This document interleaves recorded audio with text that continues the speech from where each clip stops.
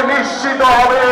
আজকের এই বিজয়ের বর্ষপূর্তি অনুষ্ঠানে গত 17 বছর এই স্বৈরাচার শেখ হাসিনার পতনকে নিশ্চিত করার জন্য আমার যে সকল ভাইরা আন্দোলন সংগ্রাম করেছেন, আজকে এখানে উপস্থিত হয়েছেন, আপনাদের সকলের আন্দোলনের সফলতা হিসেবে আমরা গত 5ই আগস্ট স্বৈরাচার শেখ হাসিনা মুক্ত হয়েছি।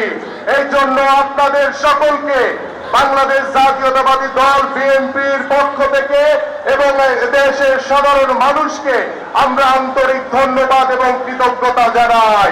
আমি সর্বশেষ আরেকটি কথা বলে শেষ করব। আমরা আরেকটি বিজয়ের অপেক্ষায় রয়েছি।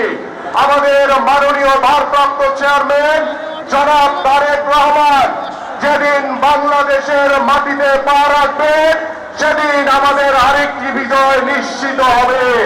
আমরা সেই বিজয়ের অপেক্ষায় রইলাম এবং বাংলাদেশ জাতীয়তাবাদী দল এদেশের সাধারণ মানুষকে সাথে নিয়ে, এদেশের সকল রাজনৈতিক দলকে সাথে নিয়ে আমরা একটি স্বচ্ছ পরিচ্ছন্ন রাজনীতির পরিবেশ তৈরি করব, যাতে ভবিষ্যতে কোনো ফ্যাসিবাদ বা স্বৈরাচারের জন্ম না হয়।